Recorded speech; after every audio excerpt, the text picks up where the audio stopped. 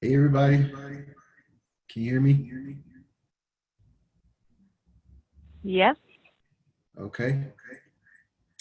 Still got Yeah, I can hear you. just gonna give it like 2 more minutes and I'm gonna start.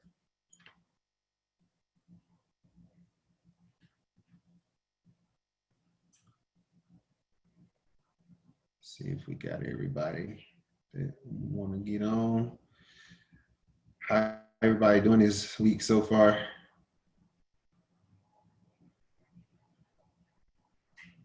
Nope, nobody.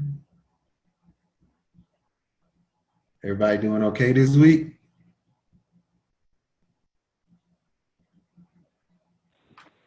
Not bad. No complaints. Well, I mean, I can find stuff to complain about, but I'm not terrible. Yeah, I know. I already know what you can complain about. Wrong forum. Wrong forum. Right. Yeah. Anybody get their account set up to this week? The demo accounts, get the MetaTraders installed. Yeah, I installed mine, Corey. I can tell you, this is all brand new to me. So it's like a foreign language. Almost reminds me of trying to learn programming. It's like Okay. so much information. And I was looking up other videos and trying to figure stuff out. Got a little discouraged because it's like so much. That's my opinion. That's where I'm at. So I'm like very novice. Okay. So I think today that's what I'll talk about. Today will be like just going over using the MetaTrader 4 and adding your accounts and creating the accounts. That's what we'll use that for. Barb, I know you might be a little ahead of the game, but I'm pretty sure something will come out of this that I know you probably haven't seen before. Yeah, I'll definitely listen in. Okay. And then, if you got some stuff to chime in on about, I hope you won some trades this week. I mean, could always be better. All right. All right. I'm just going to go with a blank.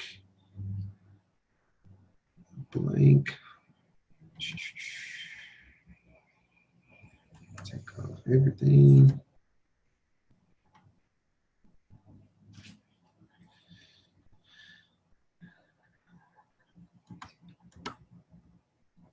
All right.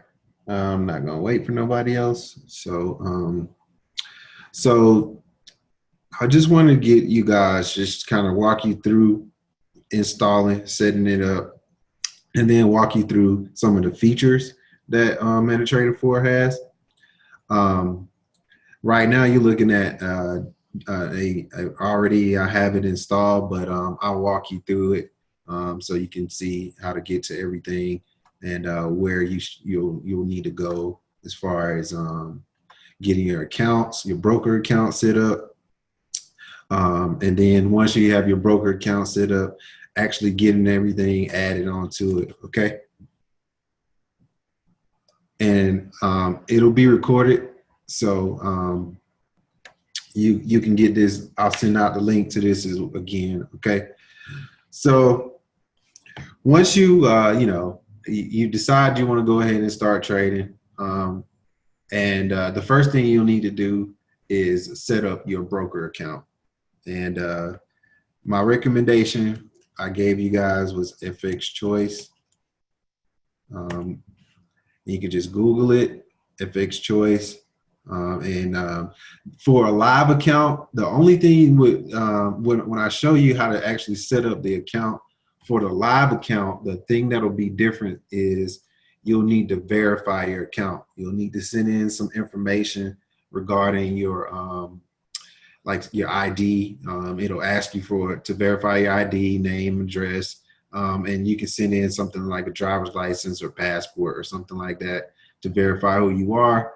And then you'll need to fund the account, and you can fund the account whatever money that you decide you want to open up your account with. So that'll be the only difference that I won't be able to show you, because we're going to use a demo account.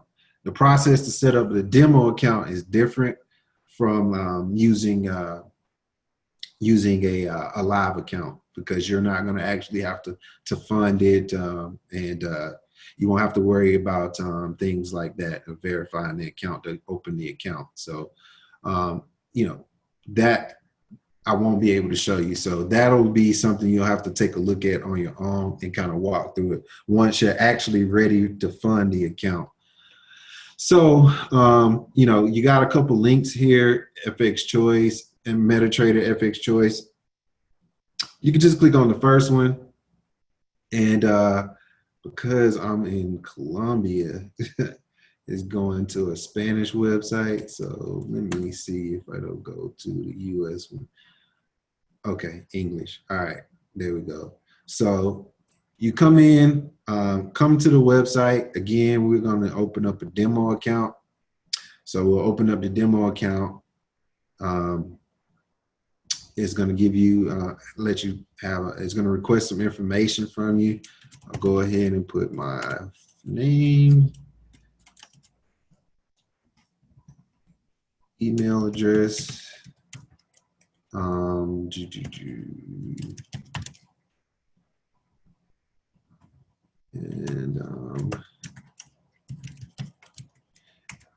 password for this is going to be, actually, let me do this from another account.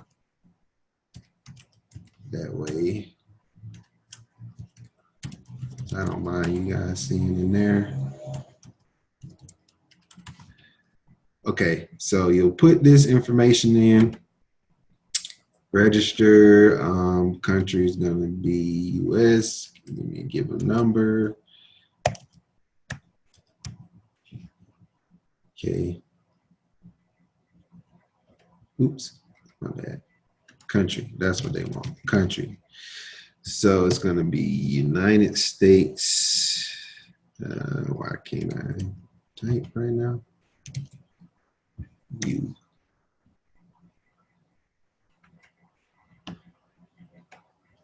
And the number is going to be added here. All right, next. Open the demo account. So now you can select these offer news, but it's not mandatory. But it's up to you. If you want to add that in. Your account, you're going to be given under your account, you're going to need to find your account information. So if you want to add in your account info to your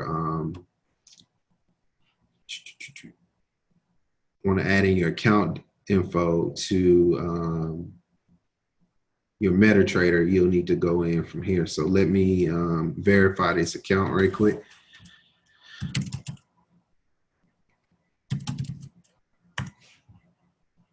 Going to get an email sent to your email address, and it's going to ask you, geez, let's keep going to this. Keep going to this Spanish site, my bad. And let me see.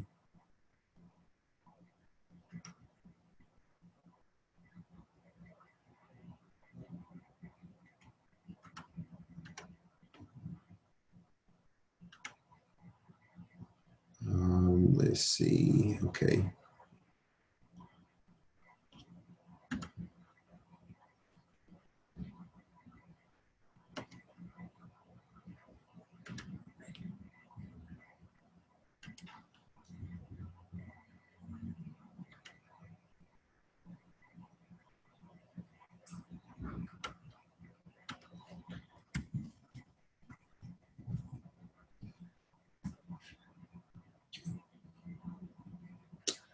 So I'll sign into this account, and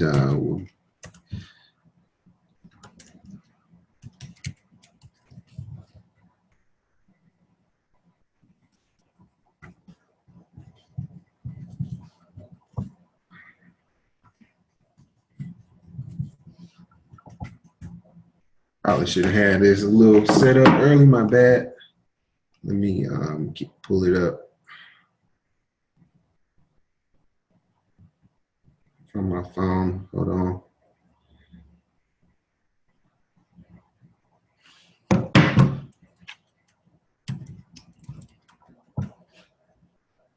Okay. All right, so the FX Choice is going to send you this email to verify to get into the back office, right? And we'll go ahead and validate the email. All right. Okay. Should be a link in there somewhere. Hold on. Okay.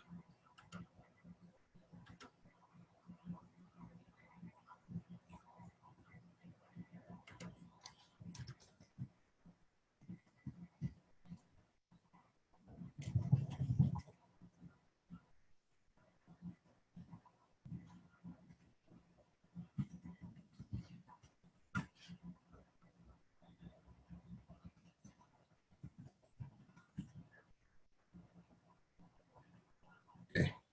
All right. So now, once we're logged in, okay, we'll open a demo account here, and we're going to select MT4 Pro account. And once we select this, it's going to give us a couple of options. Of course, the currency is going to be USD. You want to, it depends on you, how you want to look at this with regards to your leverage. I recommend just go with the default 200 to 1, because again, if you remember from the last conversation, your leverage is how much you can trade with. As if you have a $100 account and you have a 200 to 1 leverage, I mean, you'll have the ability to trade up until the point to where you can trade up to $20,000. So, but you can't trade you got to trade it as if you're going to have margin as well, because this is going to limit you to how much you can actually lose on the trade. So keep that in mind as well. And then as far as how much you put as your initial deposit, I always recommend that people use an amount that they're actually considering to open up their account with. So the default is $5,000. I'm not saying that nobody on the call has $5,000, but if you're likely not going to use a $5,000 deposit to open up your account with, I would recommend that you open up that with. So let's just say we'll open up the account with $1,000. Okay, that's more of a logical amount of money, and so we'll just click open account. It's going to give us our password. Keep this information right here, because you'll need this when you actually go to set up the account on MetaTrader. And once you get to this point, you can actually go ahead and move to installing the MetaTrader app. You can either Google it and get to the MetaTrader app, or you can just click on this link and it'll download it for whatever platform that you have, right? So if you have a Windows or a Mac, you can just click on this link and it'll take you directly to it. So let's stop that. Go back. Go ahead and open this up in another window.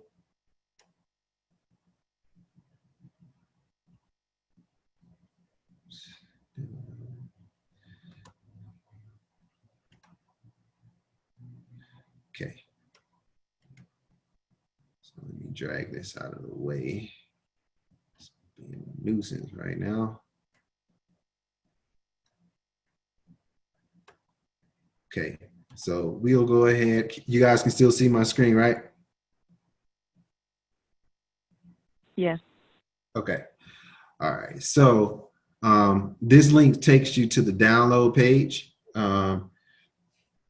you can go ahead and click on the install from here, right? You click on the link, download MetaTrader 4.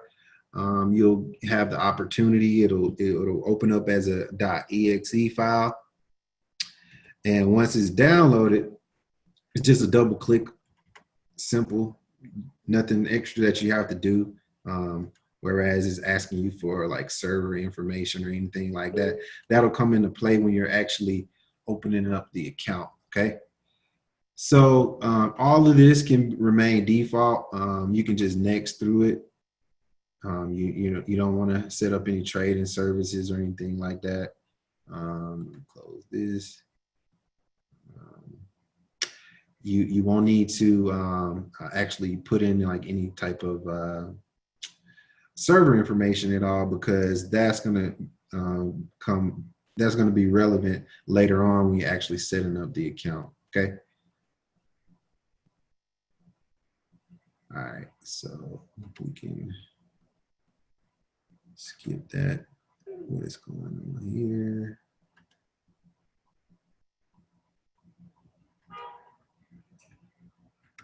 And just so we don't have to worry about that, once it's downloaded, you'll be brought to this screen, and you'll be given the option to add an account, right? And that's here, you can see it here. You'll need to add that server information, right? The server information is the information that was associated to that to this page that I told you guys not to, that you can go back to. Hold on, let me see. Let me pull it back up. Hold on. I had that pulled out. Yeah.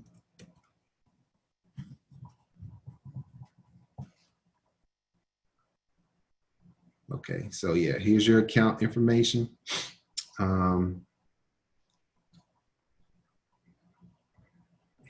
Here's your demos server right here. And so since we're gonna be adding in a new account, right? We're gonna go ahead and grab that login information and the password, and we're gonna be using the FX Choice demo server. So let me make sure that it's the pro demo server, right? And sometimes you might not see the server that you're actually looking for, because the servers, you may have a different type of broker that's not listed, and you may have to do a search. So if you have to do a search, you can just go double click in this space where it says add broker, and then type in whatever your broker is. So like I have a Hugo's Way account, and if I wanted to add that broker, I would just type that information here. It'll do a scan here and to find that broker, and then it'll move forward to adding that broker that I needed. But we're going to use a Pro FX Choice Pro demo account, and you can see it already popped up that browser. It popped up the servers that Hugo's Way has available, and you can see that I can go ahead and start using those servers if I need to. But we're going to go ahead and use this FX Choice Demo Pro server, copy in that login and the password, and we're good to go from here. And we can just click finish, and just make sure you click save password, just so you don't have to keep logging in with the username and password. Go ahead and add that.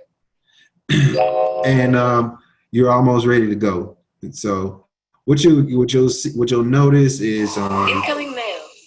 You'll notice you'll get a couple of different screens automatically popped in. You get a couple of different pairs that are currencies that are available that automatically default. You can trade those and keep this just like it is if you want to, but I'll show you a little later on how to customize this information. And so I also recommend that you take a screenshot of this page just so you can have it readily available. if you ever have to get this information again, because I know that I've lost this a couple times. And when I first started trading, I struggled just like you guys did with like remembering passwords, remembering that I have to do all this stuff to get into my account. Like you said, Felinda, like it is cumbersome. It's very, very cumbersome. And I know for a fact that a lot of the stuff, a lot of the struggle at the beginning was because I just wasn't familiar with all of the stuff that you have to do, because nobody set me down and walked me through doing all this just like I'm doing right now. So, like I said, I'll keep all this on recording so that you guys can see it. And so after we've saved this information, we'll go back and I'll just kind of walk you through some of the different selections that you have available. And so under your file, this is where you can go in. You can log in to another account if you haven't, and exit out of this account if you want to. Your view, the primary thing you'll probably use from this is your symbols, because this is where you go if you wanted to add pairs that you don't see just right out of the box. If you want to go click into this, it'll give you the list of pairs that you have available to trade that may or may not show up when you look for different pairs. So like, for instance, if you want to try to trade cryptocurrency, like you want to trade Bitcoin, by default, it's not listed as an available currency. And if we go down in our market watch window, which is here, this lists all of the pairs that are currently available at right now to trade. So like you can see, it's not a lot. It's not a lot of pairs because you normally have a huge list of pairs right now, and right now you don't. So if I want to add in something, you'll notice if you want to trade Bitcoin, that the symbol is BTC USD. So if we want to add that, we'll click on symbol and then go down to crypto. It's grayed out, which means it's not available. But once we click on it, double click, so it highlights to yellow, and we just hit close and we can add that. And let's add a couple more that we don't have listed. Like, nobody told me this. I don't even know how I found out how to do this, just playing around. But like, there are some pairs that, a lot of people like trading gold. A lot of people like trading oil, silver, and for months, almost a year, like I didn't know how to find this, because nobody told me that. So I just thought that my broker didn't have it available to trade, and that wasn't the case. So, you simply go in and just select it, highlight it yellow, and now it's good. And if we scroll down to the bottom of the market watch window, there's gold, there is Bitcoin that we just added, and where are we? So let me go back. I don't think I hit okay. So symbol, Bitcoin, okay. We added USD. Let's add this one. Let's just add all of these. We'll add all of those. So now all of those are listed. All right, so that's the USD Chai, USD SEC, NOI, and Bitcoin's in here somewhere.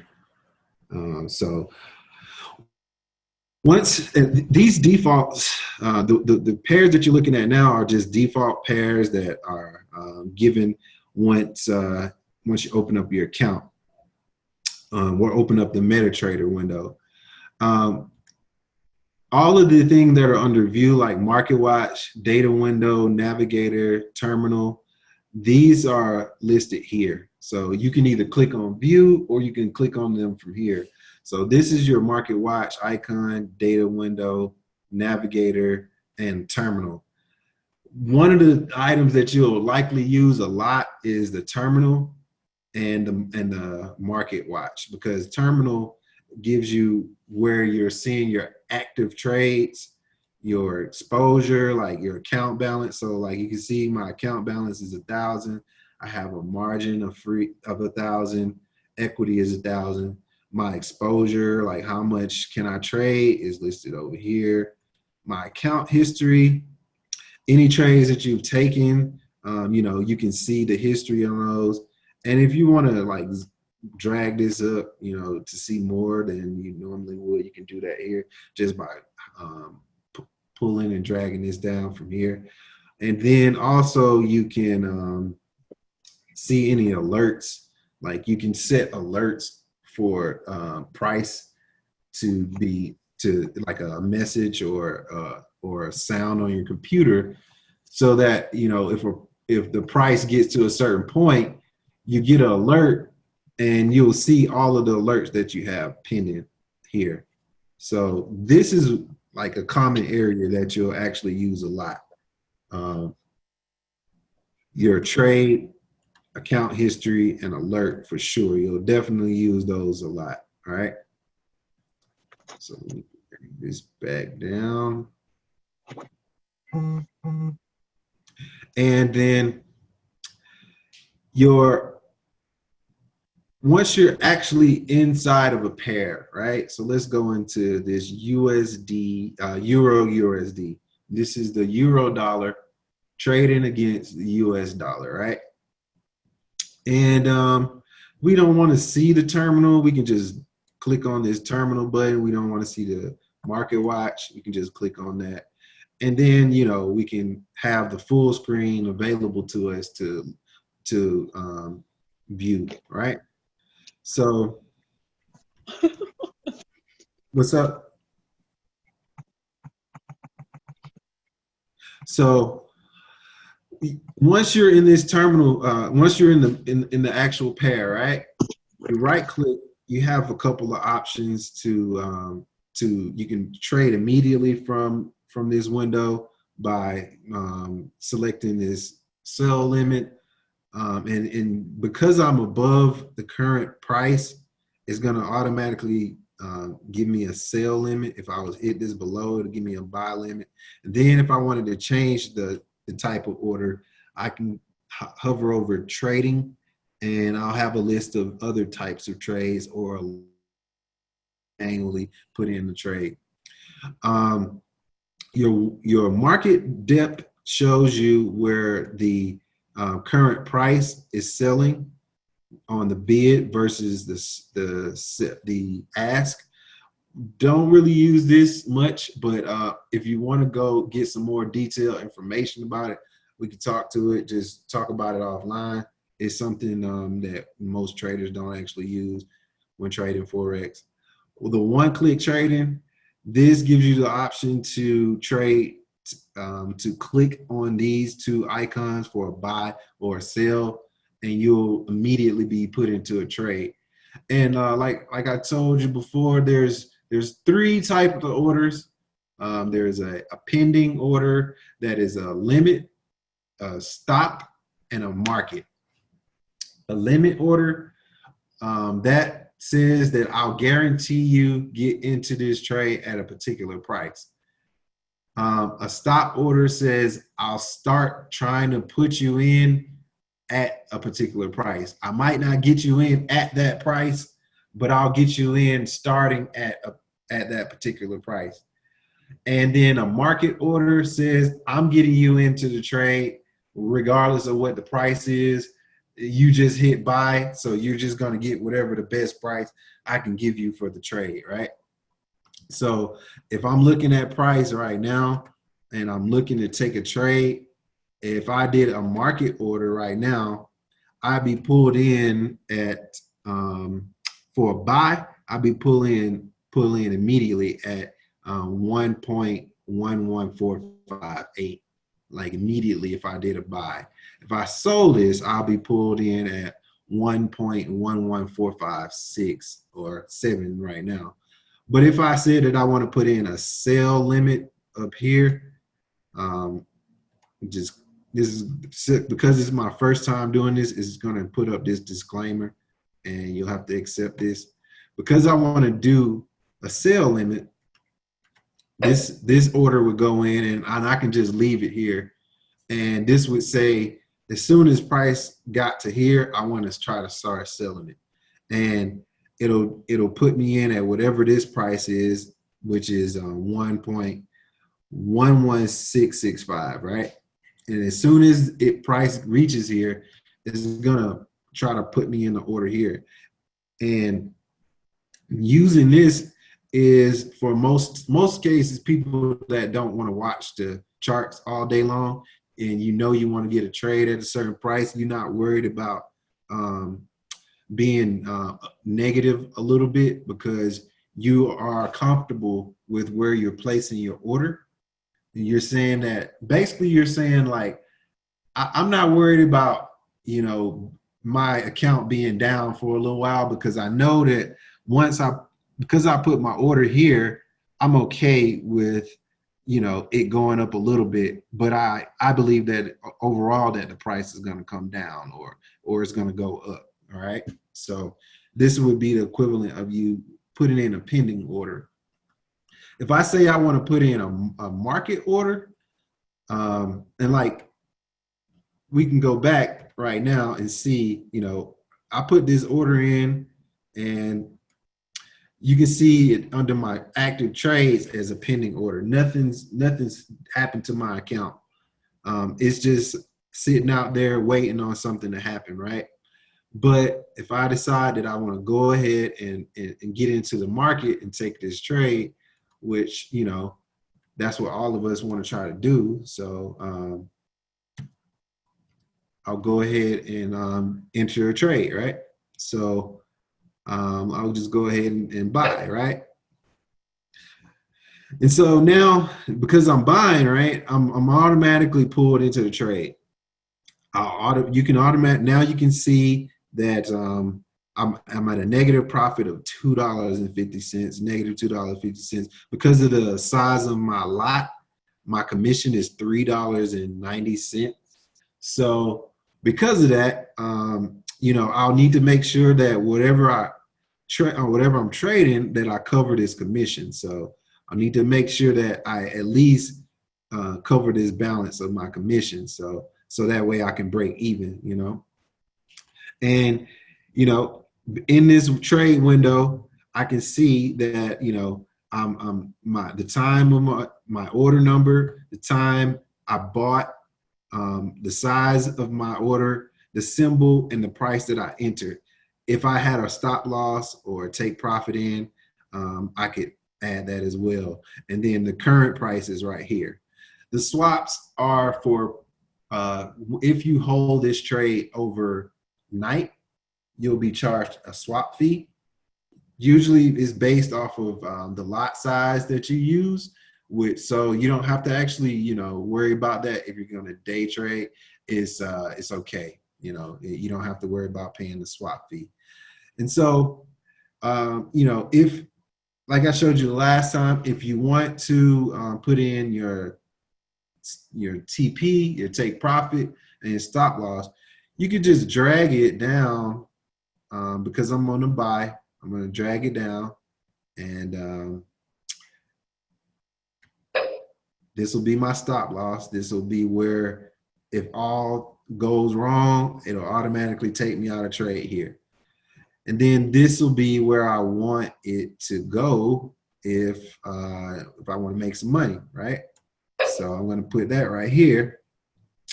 And if it goes up to here, I'll make some money, So that's what we're hoping that happens, And this could take 5 minutes, or this could take 5 hours, you don't know.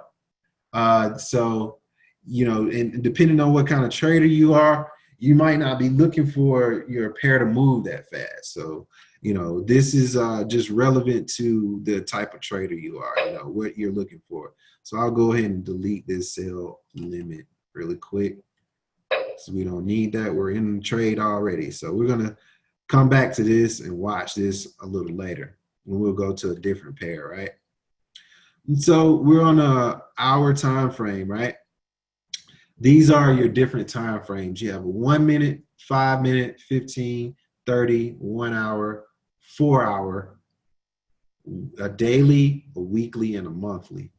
What I usually tend to do is I'll go into some of the technical aspects of how I trade on another day. But the way that I look at the market is I look at from the higher time frames, and then I move down to the lower time frames, because the higher time frames give you a more accurate picture of what the market's doing, right?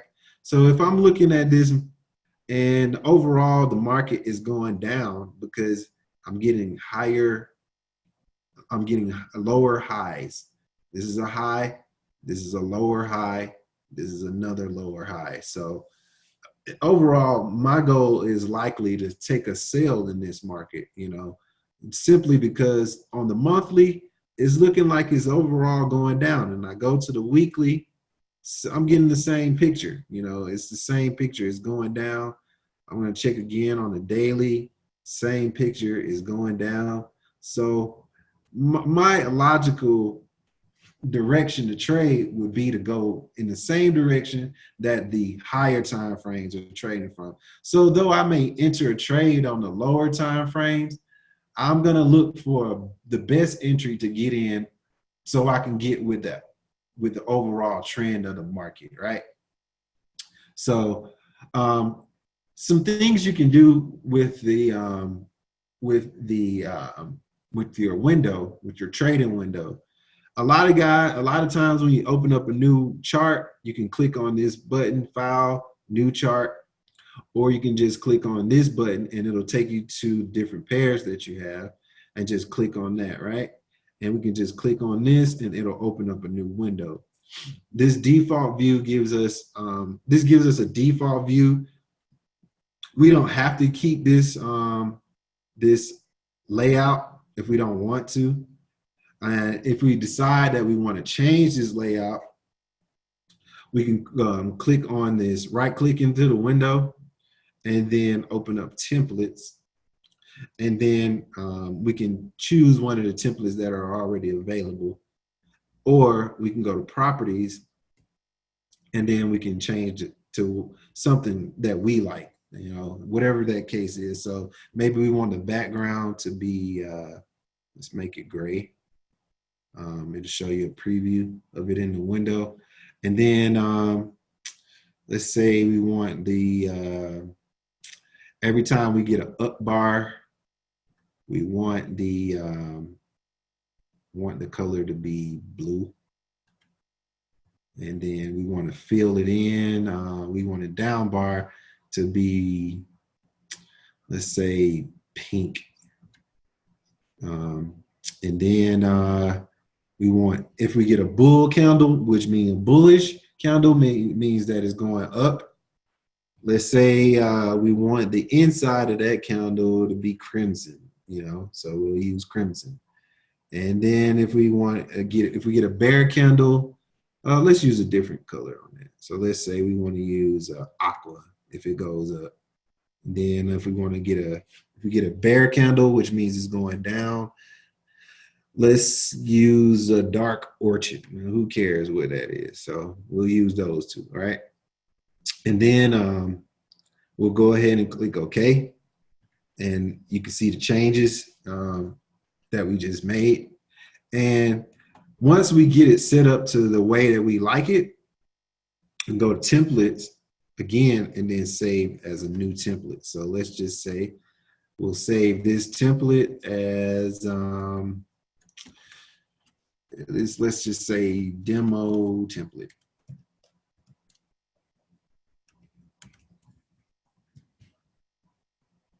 Save it. So anytime we open up a new window, it's gonna open up in the default unless we change that. And if we want to go back to our old template, the one that we just put together, we can go to template and then load template, and you'll get the template that we just created here, demo template. And then we're back to what we just saw, right? And so this is, this is personal. It's up to you as to how you set up your layout. But for me, I like to use this to, I keep the same layout for most of my charts. So, in other platforms, it's really, really kind of hard to see some of them because, it's kind of hard to see in some of them. So like in this particular one, this is how this opens up. It's really, really hard. It's like you can't tell the difference between what's going up and down. Can't really tell the difference. So this is I don't know. It's really, really kind of hard for me to tell what's going on with this pair because of the fact that it doesn't separate the view, doesn't separate the up and down bars. So I would probably not recommend that you use the default for it if you have a different browser. So, and like I have one, two, three, I have 4 different accounts, and each of the MetaTrader 4 applications that come in along with those accounts, it defaults a different way, So this account defaults with a pretty decent template. Like I could actually use this, if I wanted to, because this is okay, because I can differentiate between the two, the bulls and the bearish candles. But like, others, like I just showed you, is really, really hard to see. So I wouldn't really recommend that. So then these buttons gives you a couple of options. Here's your regular cursor, your crosshairs. If you're using the crosshairs, you can measure how many pips. You can use this to measure your time and distance. So for this pair, your crosshairs, like is these 3 numbers that you'll see. Let me try to get a screenshot of this some kind of way. So I'll do it differently. So you'll get 3 numbers, right? It'll look like this. Then you'll get price, right?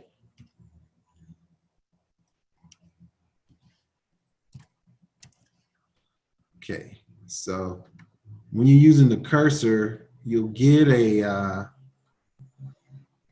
view that looks similar to this, right? And let me get a little space in between those.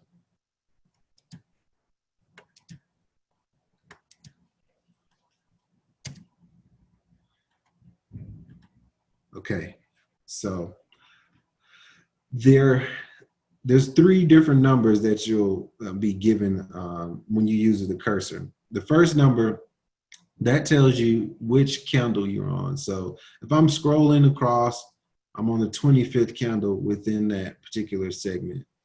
This second number gives you the number of pips.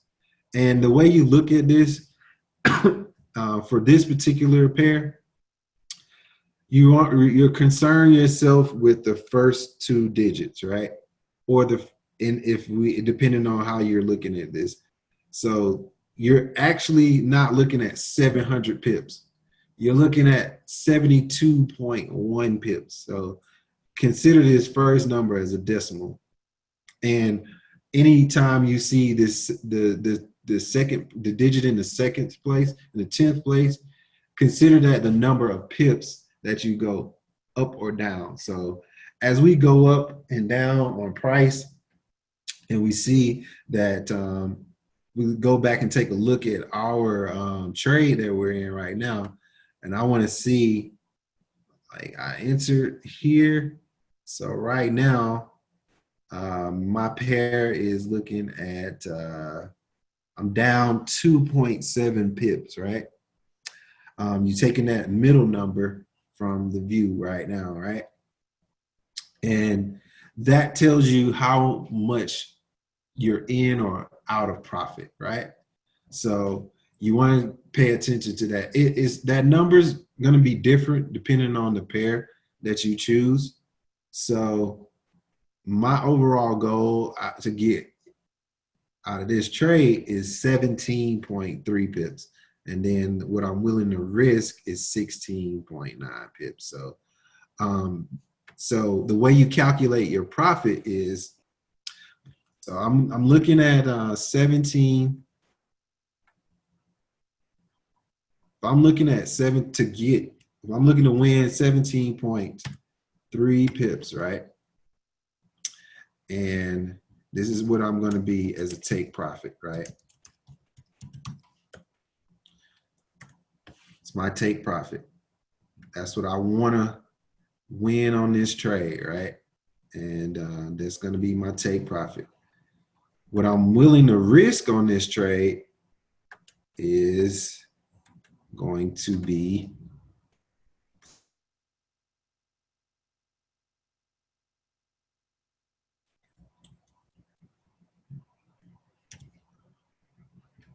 okay. So this will be what I'm willing to risk. This is also what I'm referring to when I say stop loss, right? Or stop.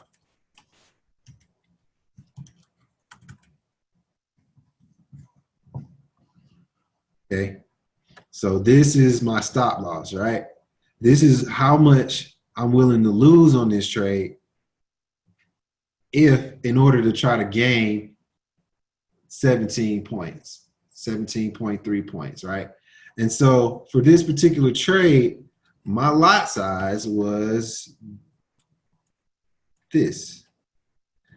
My lot size for this trade was a 0.50 lot size, right?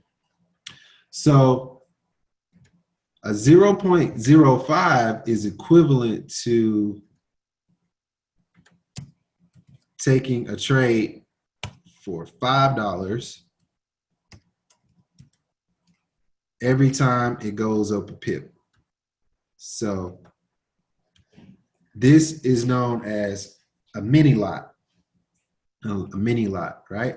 And then your different lot sizes are, you have, let me double click that.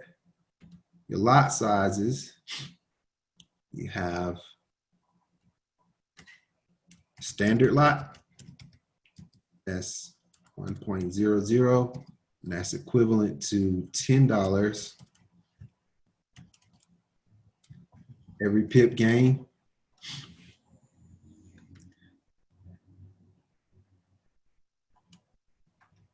You have your mini lot.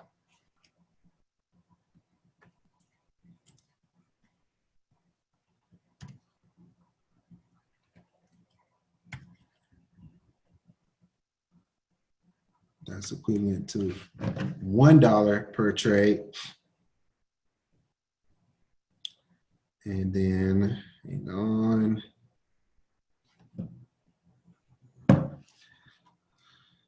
That's equivalent to $1 per trade, right? And then you have your micro lot.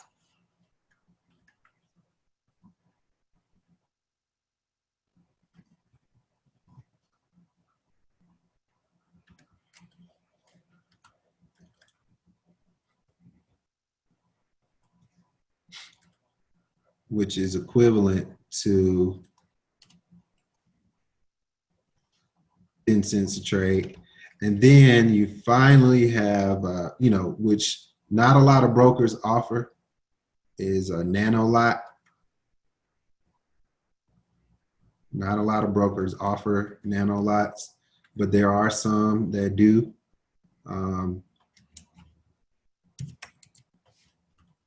And that is 0.0 1, and that's equivalent to 1 cent a trade. So because it like using we recommend that you use 0.01 for every $100 as your risk.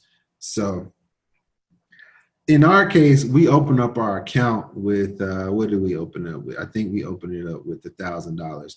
This lot size is actually too big, but and I'll go into details like as to why it's too big. But if we win this trade, essentially you take the lot size, and which is $5 per pip, and multiply it by whatever your take profit is. So for our case, if we win this trade, we're looking at earning $86. So our reward would be our reward for this trade would be $86.50, right? This would be our reward, $86.50, right? And then if we lost this trade, which this would imply our risk for this trade, we'd be looking at losing,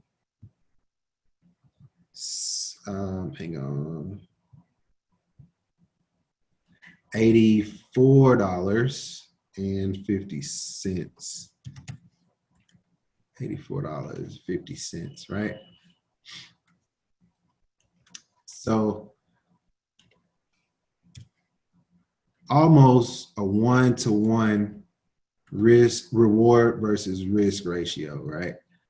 And you get that by just simply dividing the risk over the reward, So essentially, we would be, hold on.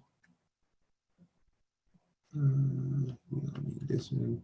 Essentially, what we're looking at is a 1-to-1 risk reward. So I'm willing to risk 1-to-1, right? It's basically the same value. And the way you calculate risk versus reward is you divide your risk versus your reward. So it'll look like this, right? We'll move that over here.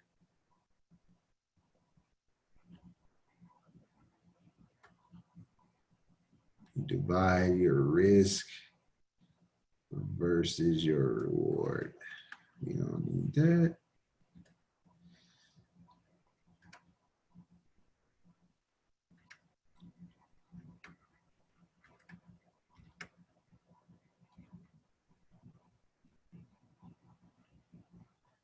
Calculate your risk versus reward, and that's pretty much a 1-to-1. I'm not going to do the math, but it's pretty much 1-to-1.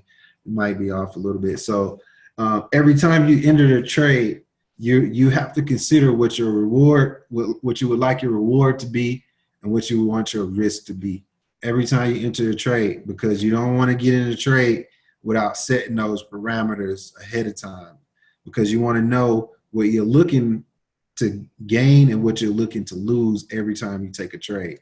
Because if you don't know that, it puts you in a lot of trouble when you're taking your trades, because you're not prepared to handle the market. You're not prepared to handle how the market fluctuates and goes up and down, because you may enter a trade or exit a trade because you don't have these parameters in place, because you may be taking a bad entry, or you may take a bad exit because you don't have a predefined entry or predefined exit, right?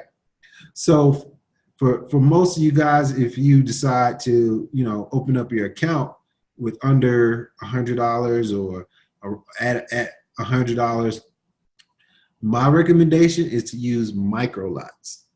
So for every $100 that you open up your trade with, and let's copy this. So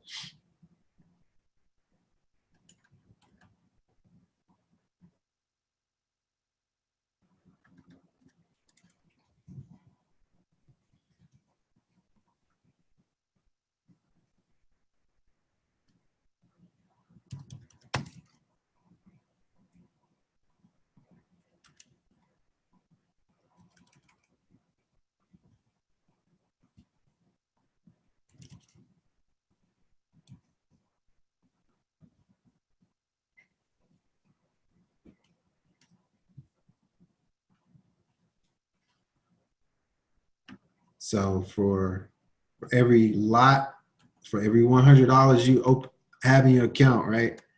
You know, if you don't, you know, if you have $100 or less, you know, that's fine too, you know. But at minimum and at most right now, for you guys that are just learning, you know, once you get better trading, you can increase this. So, you know, if you start off with $100 account, you want to use a 0.01. It means that you'll get 10 cents every time you make a pip, and you only lose 10 cents every time you make a pip. And then you increase that by if I add in another $100, I use a 0.02 instead. So that way I still maintain a good risk reward ratio. So if I lose money, I'm not going to lose a lot of money, given the fact that I'm only losing 20 cents per trade. You know, if I say that I only want to lose, you know, $10, meaning I've only lost 10% of my account. If I lose $1, I've only lost 1% of my account, and that means that I would have had to earn or lose 10 pips at a point. And if I lost 100 pips at 10 cents, I've only lost $10, and I still have enough money to continue trading, right? So that's kind of basic understanding with the lots and trades and setting up your MetaTrader. Some other things that that you can look at. This is your line, your bar chart, candlesticks, and then line. Some people trade with these different settings. I normally don't. I just trade with the regular candles for the most part. And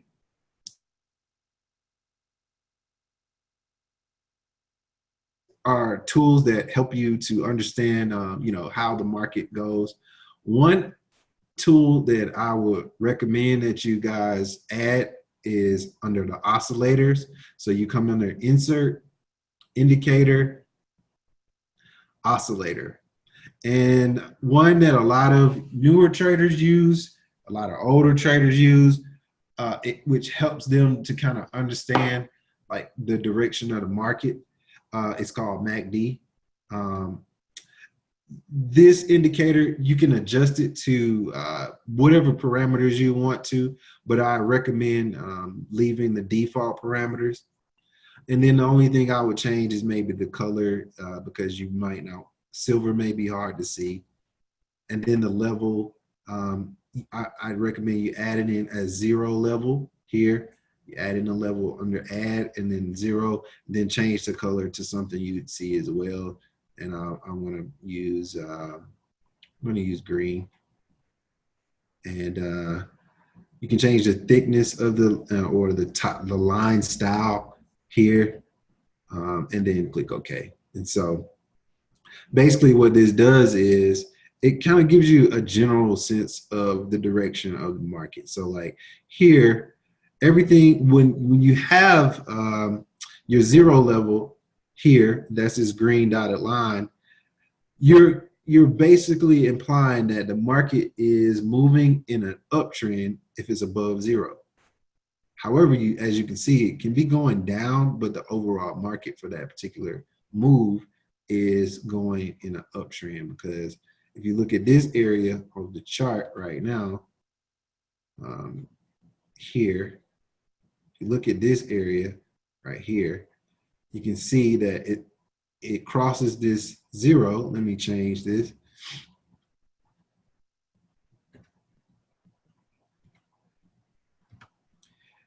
In this particular area, you can see that this red dotted line, which is our indicator line, it crosses over this 0 right here.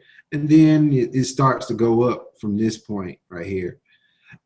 It's above the 0, so we consider this a bullish move, that it'd be moving up. It's an uptrending move. And then, you know, you want to kind of be looking for buys at this point. If it's under the 0, that's when you want to kind of look for sales until you get it crossed over. And then over here, you can see it's generally flat. So it's not really moving too much. It's what's called consolidating. It's consolidating. It's not really moving. It's just going up and down. You can kind of see that the price is staying in between certain level of price. So, you're not really getting a good opportunity to trade. And, because we're looking at the hour time frame, we probably drop down to some of the lower time frames and see an opportunity if we wanted to take that, but that's more advanced later on. That's some stuff that I can go over with you so you can understand consolidation, support, resistance. Those are some general terms that you may not be familiar with, but they are very, very, very important because those are terms that will come into play later on once you start to trade, And then once we, again, this indicator, like I said, this is one I recommend, like for you, Barb, just starting out, MACD or the RSI. And it's a simple indicator, not hard to read or understand. The RSI is one relative strength index. Again, it just kind of tells you the direction of the market, gives you an idea. So if you're looking at the RSI indicator, when you're there's a couple of levels that default. There's a 70 level, 100, 0, and a 30. Essentially, what you're looking for is when you're near the 30 or below, you should be looking for buys. When you're near the 70 or above, you kind of should look for sales. And that's an easy indicator to use to kind of help you get a general understanding of like where the market's going and how you should take your trade. So you're not taking a trade in the wrong direction of the market, right? And then that you don't want to try to buy when the market's going down. You don't want to try to sell when the market's going up, because doing so, you kind of setting yourself up to fail, to lose already.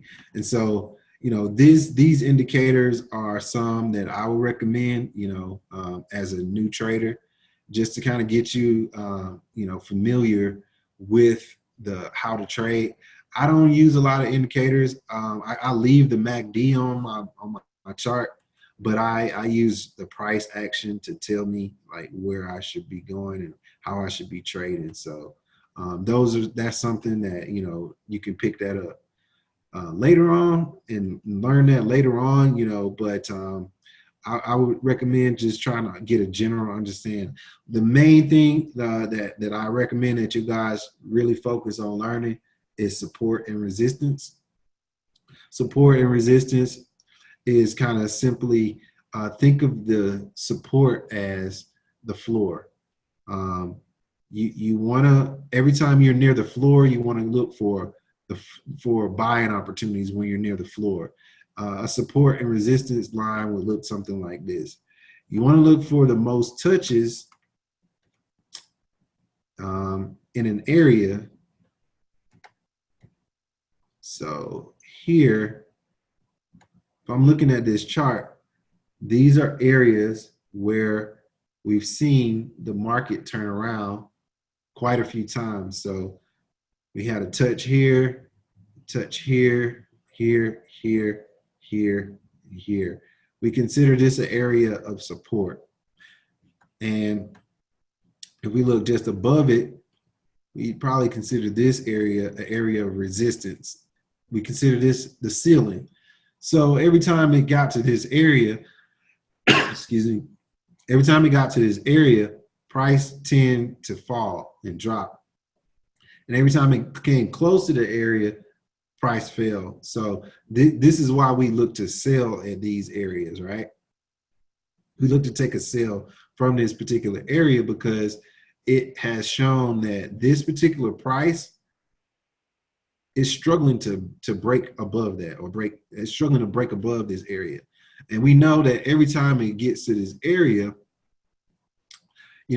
we got confirmation. We got 1 confirmation, 2 confirmation, 3 confirmations, 4 confirmation that to see that it's going to have a hard time doing or going any higher than this. And just as the opposite side, We got 1 touch, 2 touch, 3 touch, 4, 5, and it's struggling to break down below until it got to this particular point on the chart here, where it is now.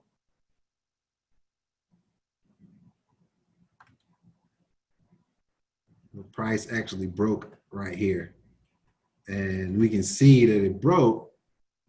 So this support has been broken right here.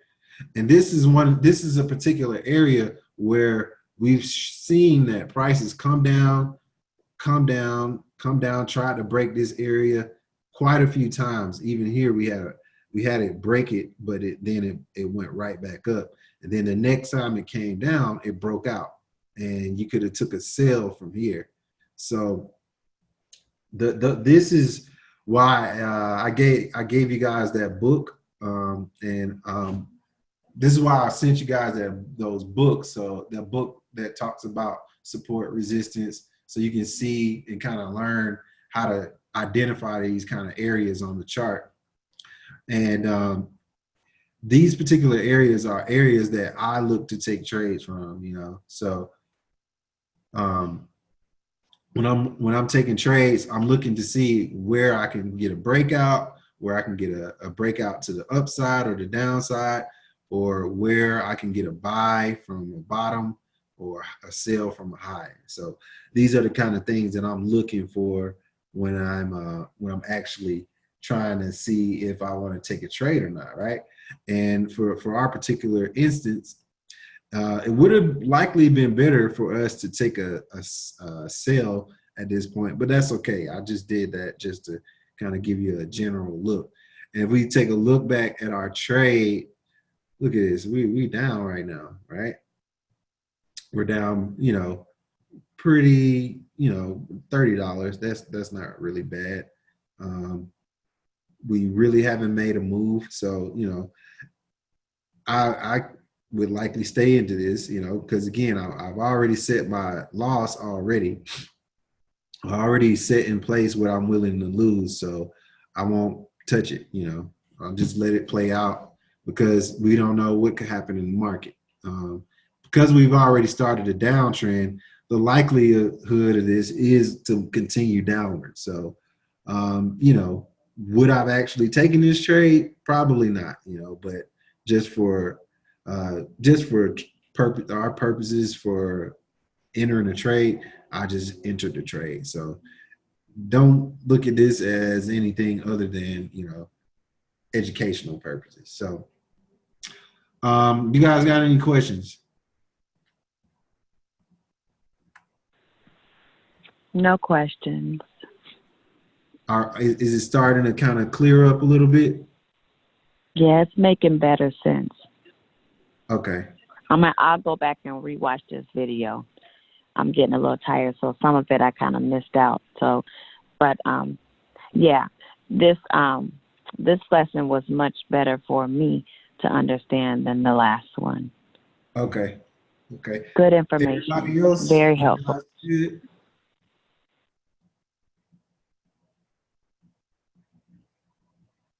All right. Nobody responded.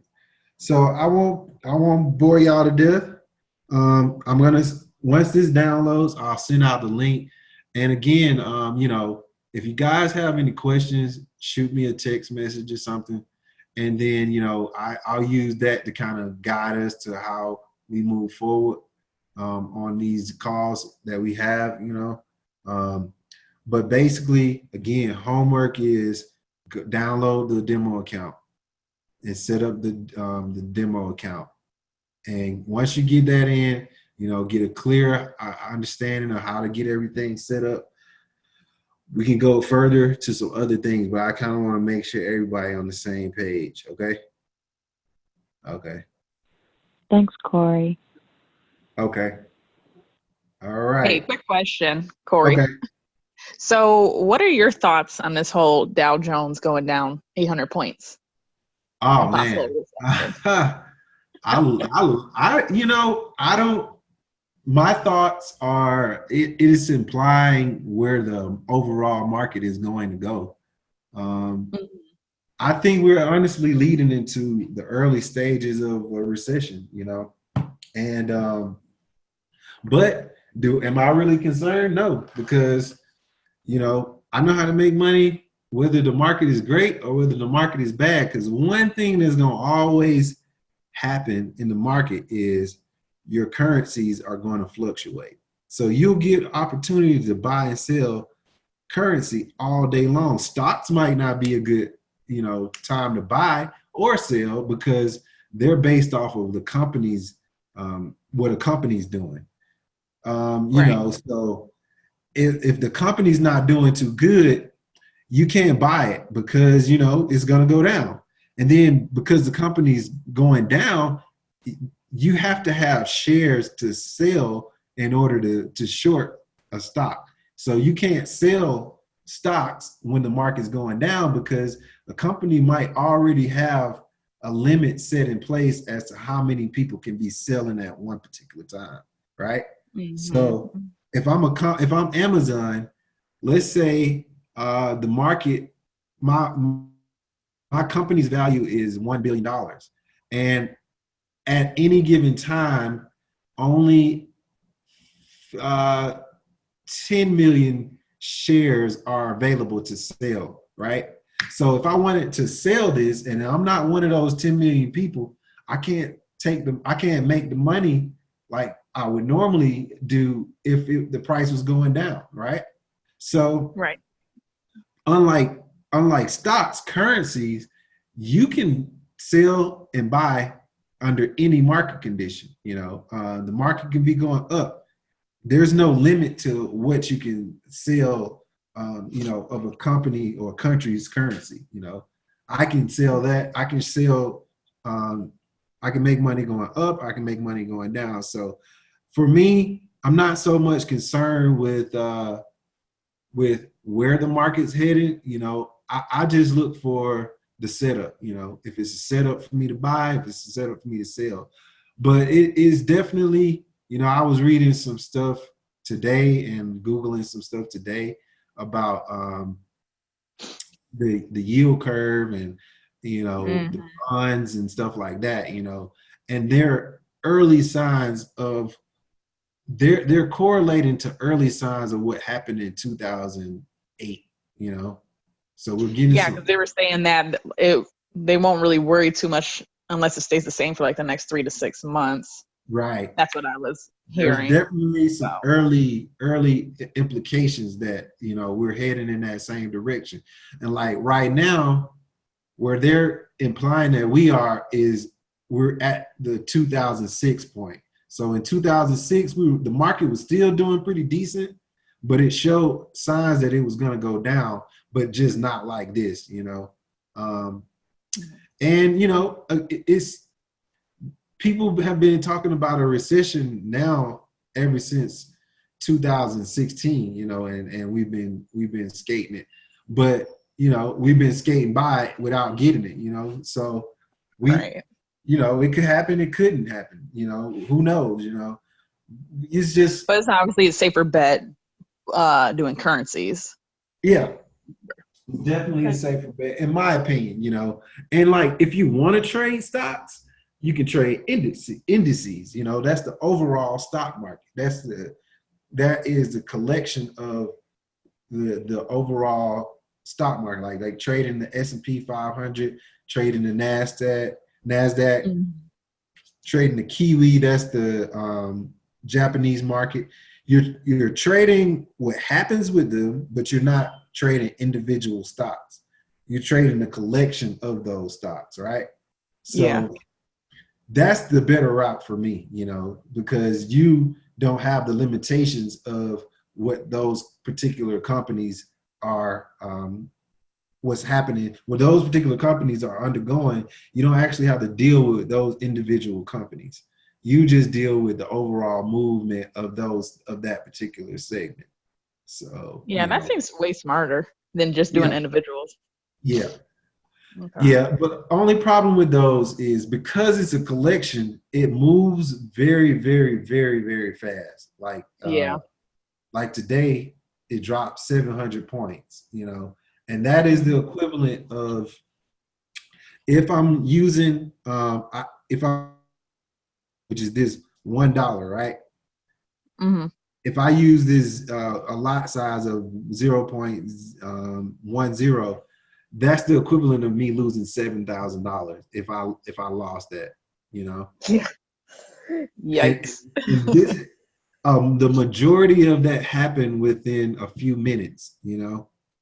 And Mm. like, this is Ooh. like your account go, you know, from $10,000 to $3,000, you know. Um, Yeah. So that's why you have to set in place your take profit and your stop loss ahead of time, you know, because you Mm. don't want to just hit, you know, trade a sell or a buy and then the market goes in the opposite direction and you don't have those in place, you know. When you could have lost $86, now you're losing $8,600, you know. Right.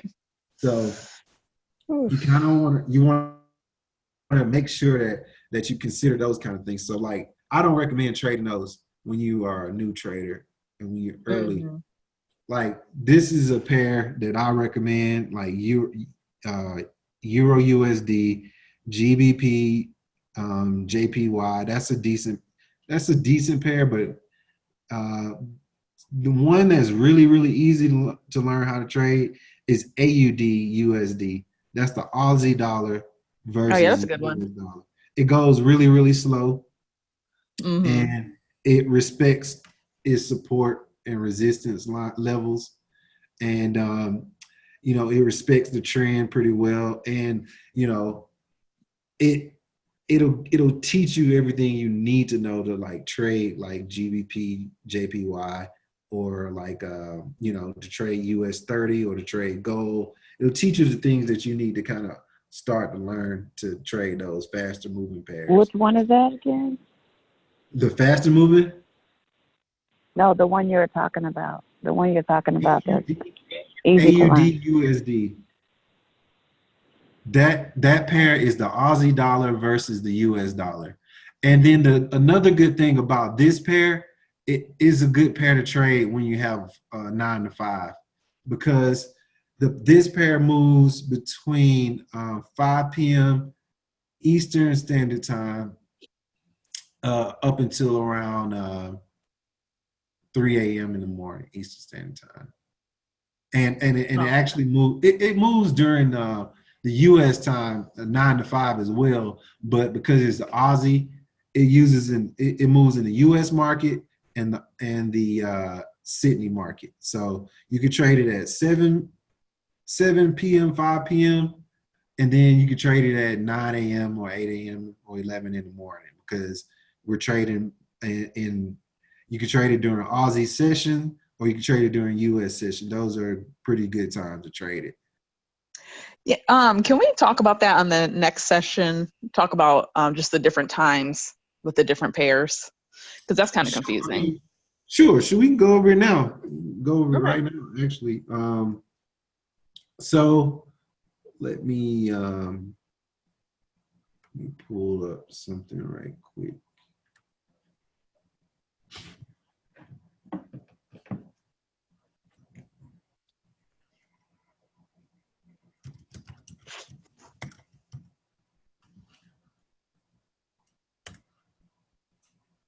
So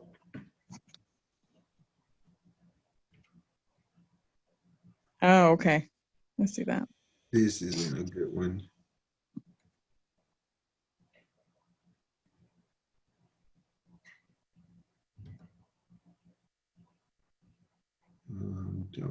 Okay, so there are 4 sessions that are primarily traded, right?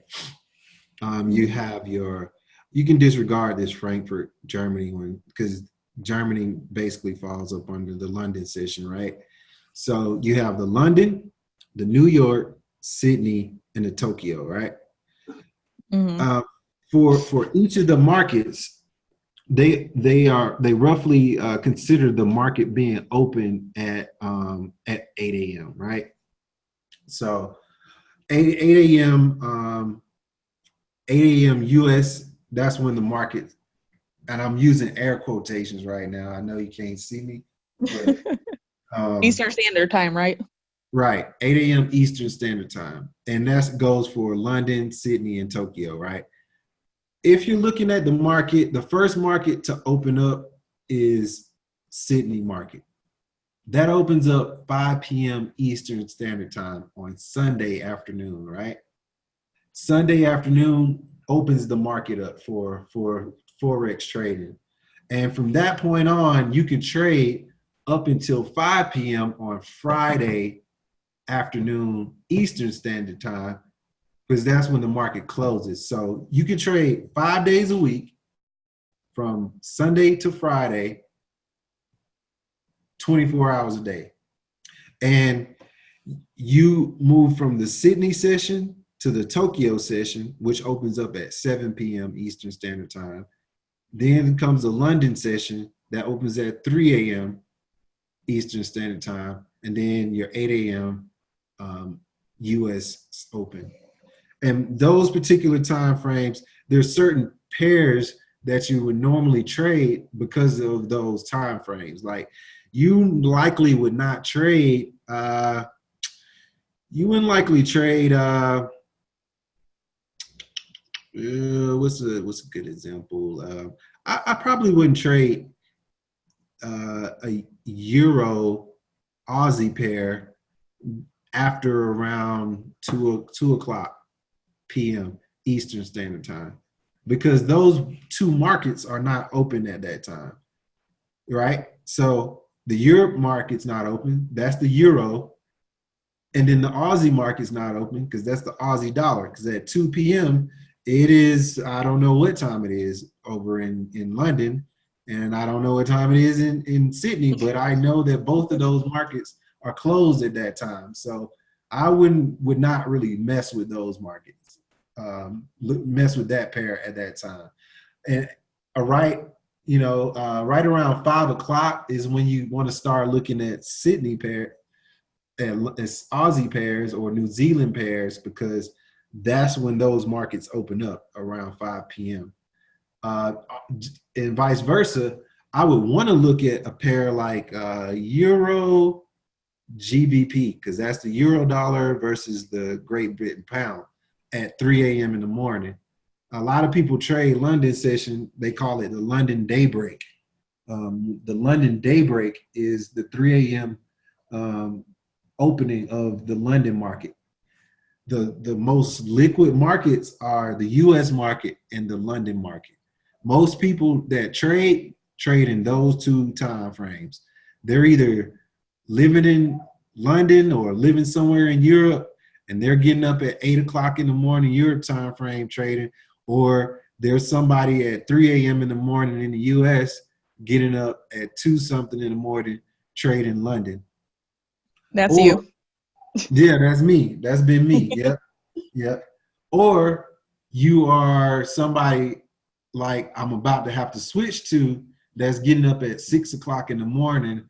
I'm trading a part of the London session, and then I'm also trading the US session as well, right? Because that's when the most of the money is being made in the whole world. Like most of the money that people make trading currency, stocks, futures, bonds, ETFs, electronically traded funds. I know I probably said that wrong, but most of the money that's traded in any kind of thing, you could be trading stocks, options, futures, anything. Most of it happens between the Europe session and US session. And in the Europe session, it's all day for them, and then of course it's all day for us as well, but like mainly between 8 a.m. and noon for the US session, because that's when the market opens for stocks, options, for Forex, for futures. All of those markets open at 9:30 in the morning. And because the stock market opens at 9:30, and then the currency market is 24 hours, 5 days a week. So, and then, you have another gap when it's not a lot of trading going on between noon and 1 p.m. Eastern Standard Time, because that's when most of the brokers break. Like most of the people that trade take a break during that time. So you don't have a lot of volume, but that's not set in stone, you know. That can change. Then you have the close. Then that's between 2 and 4 p.m. That's when a lot of traders coming in back from break, from lunch, they enter in new positions, they take new trades, and a lot of movement happens between 2 and 4 p.m. So the best times, 3 a.m. to about 12 in the afternoon. Those are really the best time to get into trades. Okay. Not to say you can't trade any other times, but you know, you don't get those huge moves outside of those time frames. And there is another little link that I'll have to see if I can find that gives a good. It'll tell you all the time what the time zone is. Let me put it in the chat.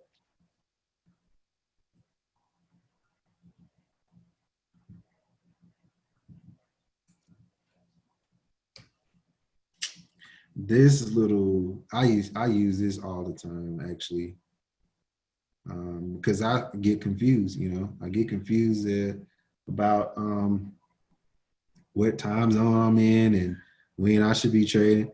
You can't help it. You know, it's just comes with the turf. Right. Comes with the turf. Let me see if I can pull it up.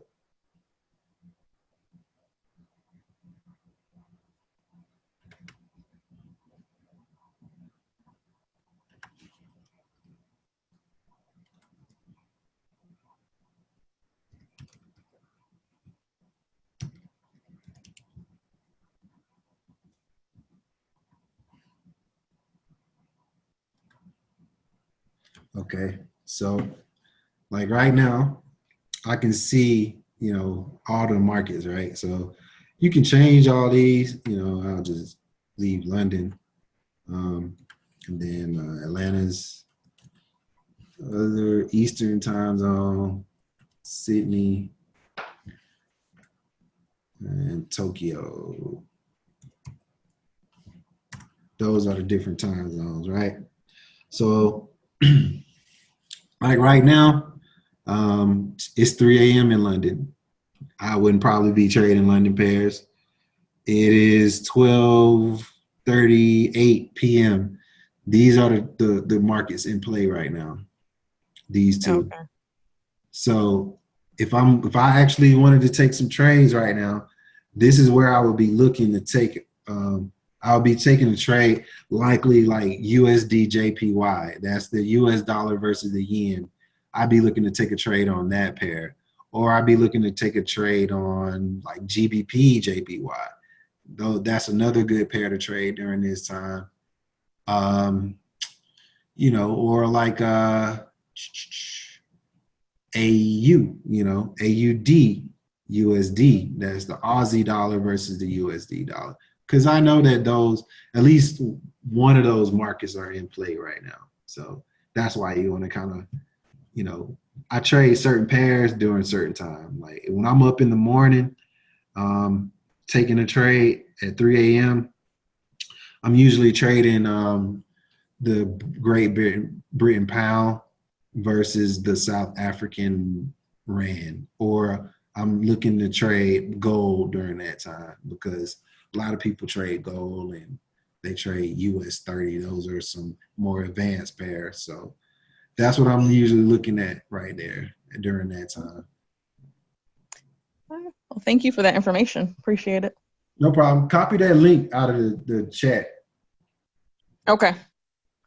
So, like I said, this will get recorded. This been recorded, so I'll go ahead and soon as it's done uploading, I'll shoot that link out, and you know, that's you guys can, you know, if you got questions, You can either shoot them to me or save them for the next time we jump on. Like I said, I'm always available. Y'all hit me up, text or messenger or whatever the case is, and let me know if you need some help. All right, thank you. Thank you. The next time, like, I want to make sure everybody got their, again, I want to make sure everybody has their MetaTrader set up, because the next thing we're going to go over is support and resistance, and then how to determine trend, okay? Okay. Cool? Sounds good. Sounds good. All right. Y'all have a good night. I'll All right, see y'all you next too. week. All right. Thanks, Corey. Good night. Night.